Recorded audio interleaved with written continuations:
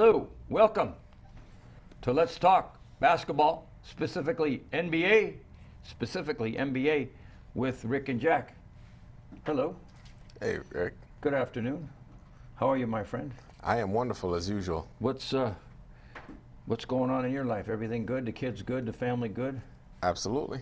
You still throwing the football around with your son and getting ready for football? Yeah, we just did Future NFL star? We just did a combine yesterday. They did a camp for them yesterday, so we did that in the morning. How's he doing? Good. He's not a basketball player? No. He loves football? Nah, he's lacking in a little bit in height for that. So Yeah. he's got the heart, but the height not so much. Yeah, so. it's a little tough, but he's a good ball player in football. Yeah. So, anyways, what's on your mind about the NBA? There's a lot of activity with so many things going on. It's just not about playing basketball. Behind the scenes in the NBA is crazy right now with them deciding to have an all-star game, and the moving parts on that. They're going to do everything in one day. It's not going to be that Friday, Saturday, Sunday thing. They're going to have the dunk contest and the three-point contest and everything in one day. So they're going to play the all-star game and have all the little fanfare things they do on the side, the little extras, the little appetizers they do. What do you think? Should we be having an all-star game or no? Yes, we should. But just do the game itself. Yeah. The other stuff, this is that year where we had the asterisk where we said we didn't do X, Y, and Z for that reason. If it's a money grab. Obviously, why it's scheduled, because it's gonna have sponsors and all that stuff. So yes, we're gonna do it. We the fans voted and all that stuff.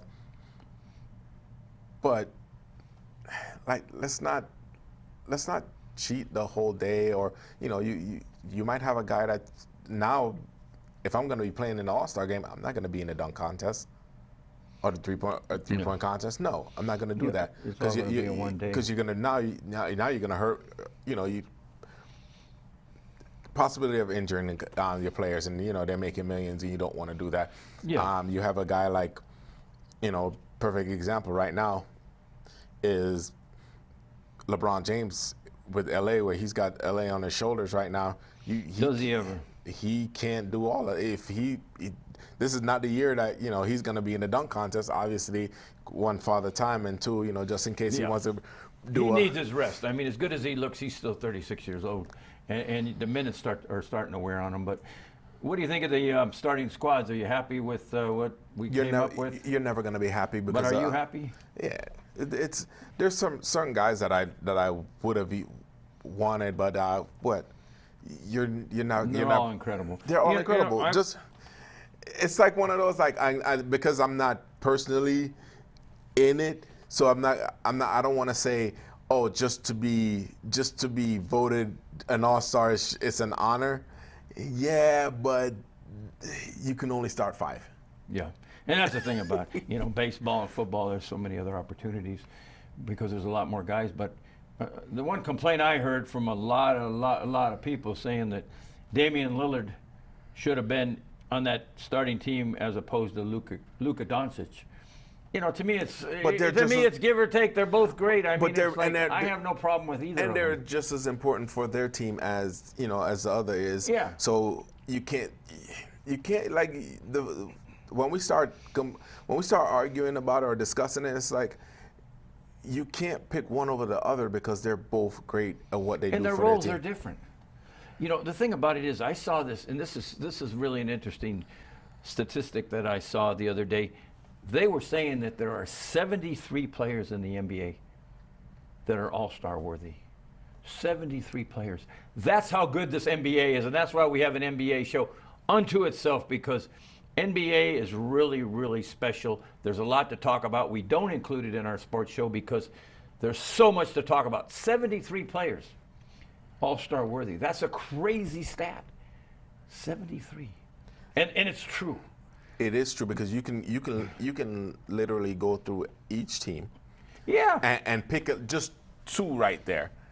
Almost every team. And then you have that third option, like the Brooklyn Nets. They have 3 all-stars on their team.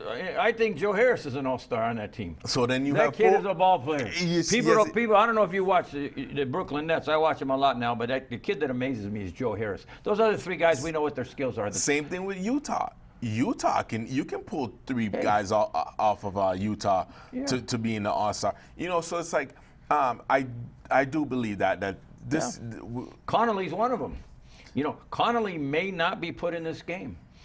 He may not make it, but Connolly is worthy. He's having a great year for Utah, and he's been good. That kid Ingles, the left-handed shooter, is good, very good. You know what I look at as a Phoenix. You got Chris Paul, you got Devin Booker, and you got Ayton in the middle, that kid from Arizona. Those are three incredible players. I mean, I look at the Lakers. Schroeder's had a good year. He's all-star worthy. Of course, LeBron and Anthony are there, but Davis is hurt and he's not going to play. But then you look at New Orleans, Zion. Yep. He's worthy. Brandon Ingram, if he doesn't make it, I'm not going to watch the game because Brandon Ingram is great. You look at New York. I mean, another ex-Laker. Another ex-Laker. Knocking them dead. So, I mean, you look at John Morant in Memphis. You look at Levine in Chicago. I mean, like you say, there are so many guys. You look at that kid, Pascal, with Golden State. He was a rookie last year, playing so well this year. You look at Wiggins at Golden State. Of course, Steph is going to make it. Draymond, he's past his best days. He's not going to be making anything. He's an average player at best right now, in my opinion. But, I mean, just so many teams. The Clippers. So is Patrick Beverly good enough? Is Lou Williams good enough? So yeah, we can go through each team and do that, but my point is NBA is loaded. They're loaded, and the old heads will be like, But it'll be a fun game. They don't play like we used to, or whatever the case is. The game has changed, but that talent now I think is better than it was in the past. Yeah, the talent base is incredible, but what are you seeing in the league this year? Teams that are been a letdown, teams that are playing good, teams that are improving. What do you see in this year, good and bad? One of the things as like we discussed this morning was how the Clippers, again, unfortunately, their time management. They were, obviously they were out of the game, and then all of a sudden they're in it, and then all of a sudden, guess who wasn't in the game? Yeah, you're talking about the load management minutes for Paul George. And he wasn't in a critical part because the Clippers did come back. They were down 15, but they came back, and he wasn't in there for the last 3 minutes because they took him out because he's only going to play 32 minutes a game. So you're telling me, what the heck are you doing with time management not to have him in there? I mean, that was ridiculous. So you're telling me with time management, there is zero flexibility where they had an opportunity to win the game with one of their best players, but because of time management and zero flexibility on it, he has to sit on the bench last night. So that means somebody, I noticed like no matter what's going on with the game, LeBron is usually on the bench to start the fourth quarter. Yeah. Or the end of the get third. Him minutes of rest. Not many. Because he's going to need to be in the game in the end of the game, especially if they're in the game. Yeah. You're telling me somebody is not there making this stuff happen? So, it's like there's got to be somebody the Clippers coaching staff, they dropped the ball on that one. Yeah. It's like they figure we're out of the game. So we're not even going to and that's why they kept playing them. Because I don't think they ever thought they were going to get in the game, but Brooklyn started missing down the stretch there, and no Paul George and too much to overcome, and Brooklyn ends up winning by 2. Brooklyn beats Lakers and Clippers this week, and Phoenix. They came back from 23 down. Brooklyn's ramping up. They went on a 5-game West Coast swing. And it's tough to win every game. They went 5-0. Now they've gone home. I'll tell you what, Brooklyn's a good basketball team. They're one big man away from being the NBA champions. They're one big man away from being NBA champions. And, of course, health. Speaking health of one man away, what about, say, Houston cutting DeMarcus Cousins this week? Is he the answer, or is he too slow? DeMarcus he has great athletic skills. He can still shoot the ball. He can still shoot the three. He can still maybe get a rebound. But if you really watch the games, he doesn't move. With all those injuries, he can't move well. And I don't really think a top team is going to pick him up, because I don't think DeMarcus is going to help anybody. And Houston, for a team that's not very good, got rid of him. And, they paid him off and got rid of him. But, he's a non-point in the NBA as far as I'm concerned. What I'm interested in is Cleveland is sitting Andre Drummond, a very fine player, a game changer for a good team. Andre Drummond goes to Brooklyn, and you can forget it. They'll win it easy. But what are they going to give up to get? Blake Griffin is still, well, that's the problem. Blake Griffin is still incredible. I don't know about you all, but you got teams like Detroit and Cleveland that are sitting these guys on the bench because they're trying to get rid of them, get rid of that salary cap money, get rid of those guys, and they're just sitting. They've been sitting for a week. Come on, man, let's get something done here. Get them out of there, bring some players in. But you're right, what is the price going to be? And that's why they haven't moved them. But those are two good players. They are a difference maker. Blake Griffin coming to the Lakers really helps them. Well, Drummond going to Brooklyn really helps them. But what's the Lakers gonna do to? What are they willing to give up? Because that's the problem. What do they really have? Going to give up Kyle Kuzma? Who are they going to give up? Besides that, they really don't have any great players.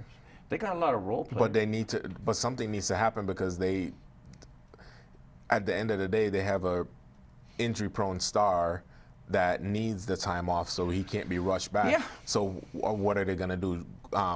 Go from first to work, to the 8th spot? Well, they're struggling right now. I mean, the guys aren't picking it up. Kuzma, they try to make him the number 2. He's okay. He's up and down. But at the end of games, he's missing big shots. But the entire team is on a shooting slump right now. Yeah, well, it's tough. It's a little bit of a downer. It's almost midway through the season. Guys are tired. LeBron's a little tired. The Lakers, without Anthony Davis, it's going to be tough. They had the similar situation before they had him. It was tough. But his is a tough situation. The Lakers should really be looking to bring in somebody, because that's a tough injury he has. And he's going to be out minimum a month. There's something telling me that he's not going to be well anytime soon. And when he does, it's going to be tough when he comes back. Because you don't want the same issue that, say, Durant had, where he ended up having. He was out 9 games. He came back. What happened? Ruptured. So they're saying that Davis is going to be out minimum 9 games. And when it's a combination of calf and Achilles, it's tough, man. It's tough. And his legs aren't that big. He's not real muscled up on those legs. So we'll see what happens. But, in the NBA, Philadelphia looks tough. They went on a bad losing streak. Utah continues to be good, but Utah got beat by the Clippers this week, and the Clippers were at full strength, and they beat Utah good. It's still anybody's adventure, man. It's still anybody's opportunity to win it. The Lakers healthy will win it, but Brooklyn will give them all they want. Brooklyn needs one player. I'm watching Toronto start playing ball. Toronto was not playing well. They're fifth in the. They're starting to play very well in the East right now. So yeah. They started very, very slow. Miami, they can't get over the hump. They beat the Lakers the other night, but by 2 points, which they really should have lost that game. Lakers didn't hang on. They lost, but Miami, again, they're a player away. I don't even know if they're going to make the playoffs. They're in the number 10 spot now. They are not in the mix. They are not in the mix. What my problem with Miami is, and what a lot of people don't see it is, last year when they were in the bubble, they were in the ideal position. Just like I wouldn't want to just call them Cinderella, but they were like in a Cinderella position where nobody expected. They were number 5. Yes, exactly. So they peaked at the right time last year in the bubble, but if it was a regular season, this is the heat that we have, where we have a very competitive Jimmy Butler that doesn't have a reliable number 2, and you're Bayou should be that number 2, but he's again, not. He's inconsistent. He doesn't have a lot of guys Same thing around with Hero.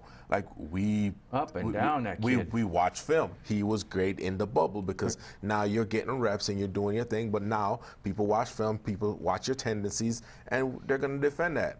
And now you have a big head now because of what you did in the bubble, Oh, yeah. and you don't They work even on made a your song craft about like him. it. He got a song about him now. It's called Tyler Hero, literally. Oh. And by Jack Harlow. It's crazy. But you know the thing that's interesting, during the year at Miami, that kid, Kendrick Nunn, was a better player than Hero. They went to the playoffs, and Nunn was not doing well. And Hero stepped up. Now, I'm watching again this year. Nunn stepped up playing better than Hero during the season, so hopefully he can continue that. But Nunn is a nice little shooter. He had a big game the other night, and that kid's good. But Hero isn't stepping up. Adebayo, is not doing it. I mean, they're an okay team. The team that's really impressed me so far this year is Phoenix, except for the other night when they're up by 24. That shows a little weakness. That's not a Chris How Paul did you- team either. Hey, that was James Harden saying, "Get on my shoulder, boys. Let's go." They were down in the third quarter by 24 points. Brooklyn came back and beat Phoenix. That made me get a little. I had a little trepidation about Phoenix at that point, saying how good teams don't lose 24-point games. Well, sometimes you don't use one game to sum up the how far the entire season as far as how they play. Sometimes it's just that one game they had a bad game. It's just like with the Lakers. The Lakers should have lost that game. They could have won it.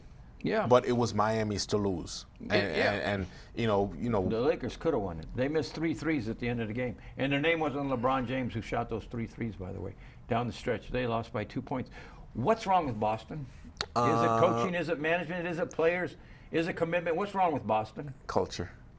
Culture? What do you mean by culture? So they're dependent on one guy to dictate how the team's going, and the fact that he's not on the court right now.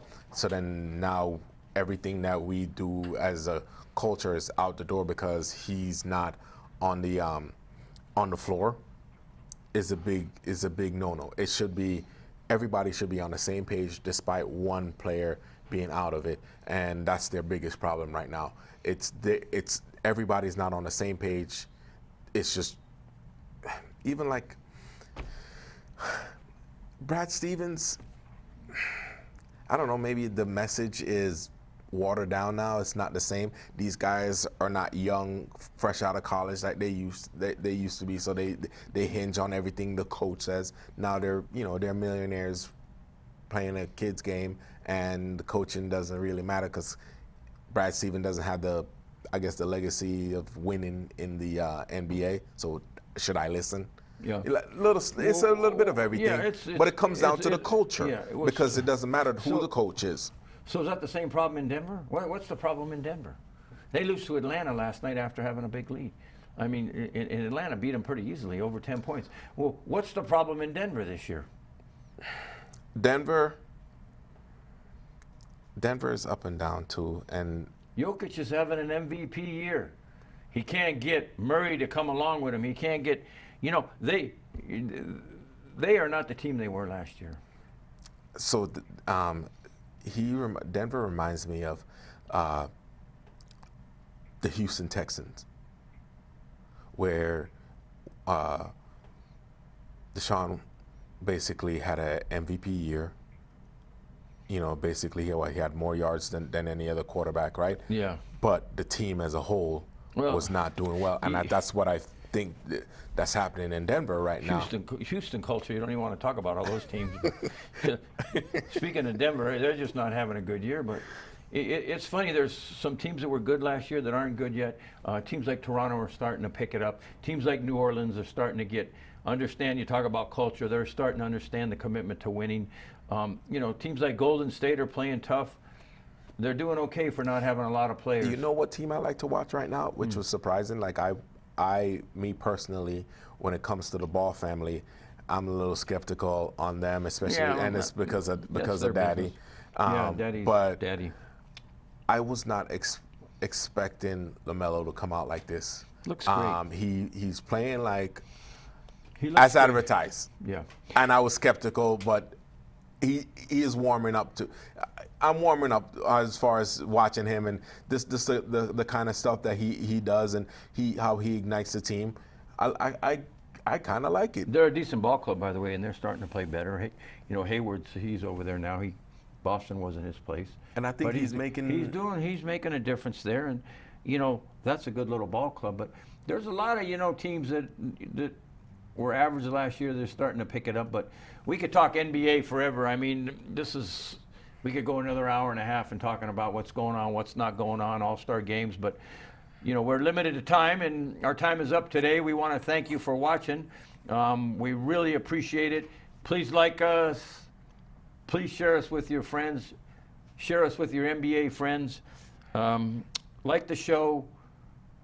Join up at WWDBTV. Watch us at Roku and YouTube, right? Yeah. We're there. We got some great shows. We're going to be starting a new show called Let's Bet on NBA. I'm going to give you some trends and ways to make money because people are always asking me about, wow, NBA is so many games, how can I make money? Well, we're going to have a show about that. We want to thank you for watching this edition of Let's Talk Basketball, specifically NBA. I want to thank you. I want to thank you for your great witticism today and all the great opinions you bring to the show. And NBA is so easy to talk about. We love it. Yeah, it's so many games every night, and it's like full schedule all the time. A postponement here and there, but for the most part, they've been playing right now. Yeah. Watch for injuries. It's going to make a big difference. As we see with the Lakers, it's already happening. And it's happening in Boston. Also, Marcus Smart not in that lineup is really hurting Boston. He is the leader. He is the engine. But that's the thing. He's That's the what I engine say. there. Like, you can't have one guy dictate the culture of the organization. When his name is Anthony Davis, you can. That's when he's 50% of the points. When it's Anthony Davis, you can. Anyways, thanks for watching. We'll talk to you next week. Look for our betting show. It's a lot of fun. We'll teach you how to bet NBA every night and make some money at it. God bless. See you soon. Thanks for watching. God bless.